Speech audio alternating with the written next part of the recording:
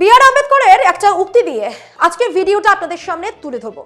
Constitution is not a mere lawyer's document, it is a vehicle of life and its spirit is always the spirit of age. আজ যদি সেই vehicle of life মানুষের জীবনকে সহজ না করে বরং আরো ব্যয়বহুল করে তোলে, তাহলে প্রশ্ন উঠবে না? একটা সময় ছিল যখন রাষ্ট্র বাস্তবিক অর্থেই মানুষের আশ্রয়স্থল ছিল, মানুষের প্রতি রাষ্ট্রের দায়বদ্ধতা ছিল, আর রাষ্ট্রের প্রতি মানুষের ছিল অগাধ ভরসা। রাষ্ট্র নেতৃত্বের প্রতি ছিল প্রায় অন্ধবিশ্বাস। মানুষ রাষ্ট্রকে নিয়ে গর্বিত ছিল, বিশ্বাস ছিল একজন করদাতা হিসেবে বিনিময়ে অন্তত মৌলিক পরিষেবাগুলো রাষ্ট্রের কাছ থেকে পাওয়া যাবে। বেসিক সমস্যায় রাষ্ট্র পাশে থাকবে। কিন্তু আজ ঠিক এই মুহূর্তে দাঁড়িয়ে আপনি যদি নিজের জীবনের দিকে তাকান, একটা অস্বস্তিকর প্রশ্ন নিজে থেকেই মাথায় আসে, রাষ্ট্র কার? পাবলিকের না পরিচালকদের? এই প্রশ্নটা শুধু একটা আবেগ নয়, এটা বাস্তবতার সঙ্গে সরাসরি ধাক্কা খাওয়ার ফল। কারণ সেই পুরনো ধারণাটা যে রাষ্ট্র আমাদের জন্য কাজ করে, সেটা ক্রমেই ভেঙে গুড়িয়ে যাচ্ছে, মানুষের আস্থা হারিয়ে যাচ্ছে। আর সেই জায়গা থেকেই জন্ম নিচ্ছে আরেকটা ভয়ঙ্কর প্রশ্ন, রাষ্ট্রের জন্য আমরা না আমাদের জন্য রাষ্ট্র? রাষ্ট্র হিতে আমরা না আমাদের উপর ছড়ি ঘোরানো নেতাদের হিতেই রাষ্ট্র? নমস্কার, আমি স্নেহা মুখার্জি, আর দৈনিক সংবাদ অনলাইনে আপনারা দেখছেন খবরের পেছনের খবর। একটু ঠান্ডা মাথায় চারপাশটা দেখুন, রাষ্ট্রের বর্তমান বাস্তব অবস্থাটা কি, বর্তমান পরিস্থিতি কোন পর্যায়ে পৌঁছেছে। রাষ্ট্র কি আমাদের মৌলিক পরিষেবাগুলো সঠিকভাবে দিচ্ছে? বাড়িতে গ্যাস নেই, তাতে কি হয়েছে? বাজারে গিয়ে ইন্ডাকশন কুকার কিনে আনুন। সরকারি জল নোংরা, সমস্যা নেই, অ্যাকোয়াগার্ড লাগিয়ে নিন। বিদ্যুৎ চপলতা, কোনো অসুবিধা নেই, বাড়িতে সোলার সিস্টেম বা ইনভার্টার বসান। সরকারি স্কুলে পড়াশোনা হয় না, সন্তানকে ডোনেশন দিয়ে বেসরকারি স্কুলে ভর্তি করে দিন। উচ্চশিক্ষিত সন্তান বেকার হয়ে ঘরে বসে হতাশায় ভুগছে, সমস্যা নেই, একটা দোকান খুলে ব্যবসায় লাগিয়ে দিন। সরকার বয়স্কদের সরকারি চাকরিতে পুনর্নিয়োগ করেছে, করবেই তো। আপনি কি প্রতিবাদ করেছেন, নাকি প্রতিবাদ করার সাহস নেই? একটু ব্যঙ্গার্থে ভেবে দেখুন, সরকারি হাসপাতালে চিকিৎসা করাতে গিয়ে তিতি বিরক্ত হওয়ার দরকার কি? সোজা বেসরকারি কর্পোরেট হাসপাতালে যান, পকেট থেকে টাকা খরচ করুন, স্বাস্থ্য পরিষেবা কিনে নিন, ব্যাস সমস্যা মিটে গেল। বাতাসে বিষ, তাতেই বাকি। বাজারে গিয়ে এয়ার পিউরিফাই কিনে আনুন। মানে একে একে সবকিছুর জন্য একটা সাধারণ টেমপ্লেট তৈরি হয়ে গেছে। সরকার পারছে না, তাই পরিষেবা আপনিই কিনে নিন। আর এই আপনি কিনে নিন সংস্কৃতি এতটাই স্বাভাবিক হয়ে গেছে যে এখন আর কেউ উল্টে প্রশ্নই করে না, কেন কিনবো? তাহলে ট্যাক্স দিচ্ছি কিসের জন্য? ট্যাক্স কি তাহলে এক ধরনের সাবস্ক্রিপশন, যেখানে সার্ভিস ডাউন থাকলেও টাকা কাটা চলতেই থাকবে? নাকি এটা একটা বাধ্যতামূলক ডোনেশন যার কোনো জবাবদিহিতা নেই? সবচেয়ে মজার না, আসলে ভয়ঙ্কর বিষয়টা হলো এই সিস্টেমটা এমন ভাবে তৈরি করা হয়েছে যাতে আপনি ধীরে ধীরে নিজের খরচ নিজেই বহন করতে করতে একটা সময় প্রশ্ন করার ক্ষমতাটাই হারিয়ে ফেলেন। কারণ আপনি ব্যস্ত হয়ে পড়েন কিস্তি দিতে, ইএমআই মেটাতে, নিজের বেঁচে থাকার খরচ সামলাতে। যেখানে রাষ্ট্র কার্যত ভূমিহীন হয়ে পড়ে, রাষ্ট্র তখন চুপচাপ কোণে বসে যেন পপকর্ন খাচ্ছে আর ভাবছে, বাহ, এটা তো নিজেরাই সব ম্যানেজ করে নিচ্ছে। এখন একটু গভীরভাবে ভাবুন যে পরিষেবাগুলো নাগরিকের মৌলিক অধিকার, সেগুলো যদি একে একে পণ্য হয়ে যায়, তাহলে রাষ্ট্রের ভূমিকা কি দাঁড়ায়?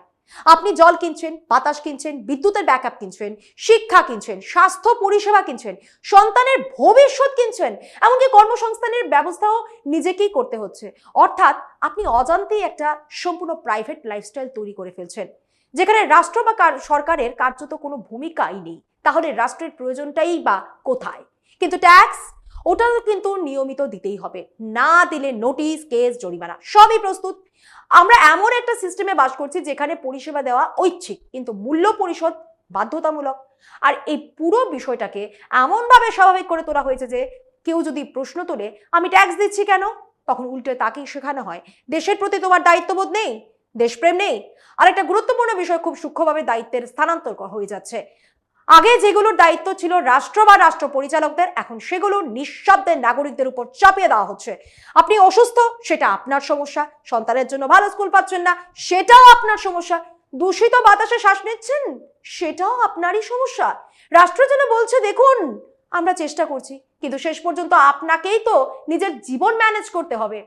এই চেষ্টা করছি শুনতে শুনতেই একটা প্রজন্ম বড় হয়ে যাচ্ছে, যাদের কাছে মাঝারি মানি স্ট্যান্ডার্ড হয়ে দাঁড়িয়েছে। তারা ভাবছে, হ্যাঁ এটাই তো স্বাভাবিক, সবকিছু কিনতে হবে। কিন্তু আসল প্রশ্নটা কেউ কেউ করছে না, এই স্বাভাবিককে নির্ধারণ করলো।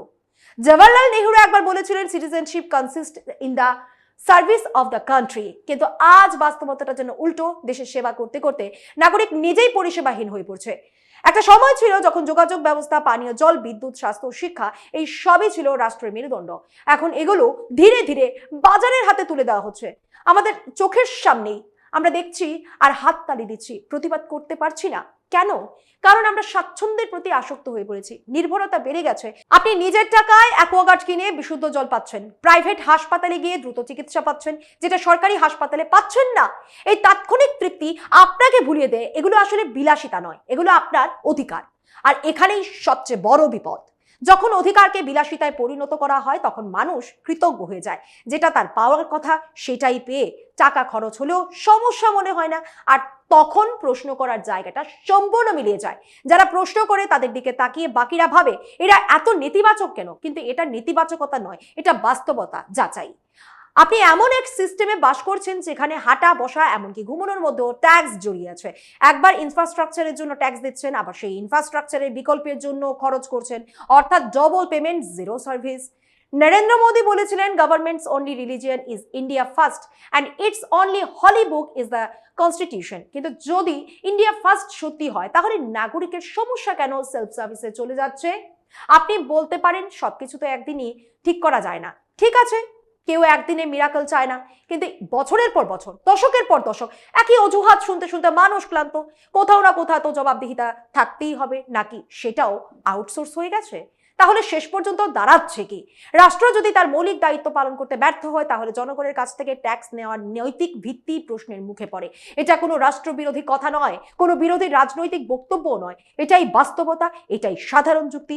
আপনি যদি একটি পরিষেবার জন্য টাকা নেন কিন্তু ধারাবাহিকভাবে সেই পরিষেবা দিতে ব্যর্থ হন, তাহলে প্রশ্ন উঠবেই, এটাই স্বাভাবিক। আর সেই প্রশ্ন করা অপরাধ নয়, বরং প্রশ্ন না করাটাই সমস্যা। কারণ যখন একটি সমাজ প্রশ্ন করা বন্ধ করে দেয় তখন সেই সমাজ ধীরে ধীরে এমন জায়গায় পৌঁছয় যেখানে অন্যায়টাই স্বাভাবিক হয়ে যায়। আর তখন আপনি বুঝতেই পারেন না কখন আপনি একজন নাগরিক থেকে শুধুই একজন পেইং কাস্টমারে পরিণত হয়েছেন। আর সেখানেই এসে দাঁড়ায় শেষ কিন্তু সবচেয়ে গুরুত্বপূর্ণ প্রশ্নগুলো। রাষ্ট্রের দায়িত্ব কি? রাষ্ট্র কি সেই দায়িত্ব পালন করছে, নাকি রাষ্ট্র পরিচালকদের ভূমিকাই এখন প্রশ্নের মুখে? রাষ্ট্র কি এখনো জনগণের, নাকি জনগণই এখন রাষ্ট্রের জন্য? আমরা কি নাগরিক, নাকি শুধু একটা সিস্টেমের নিয়মিত পেমেন্ট করা ইউজার? আর সবচেয়ে বড় প্রশ্ন, আপনি কি এখনো প্রশ্ন করার সাহস রাখেন? আজ এই পর্যন্তই। আর এমন আরো বিষয় জানতে অবশ্যই চোখ রাখুন দৈনিক সংবাদ অনলাইনের পর্দায়। লাইক, কমেন্ট আর শেয়ার করুন। দেখতে থাকুন দৈনিক সংবাদ, শুধু নামই যথেষ্ট।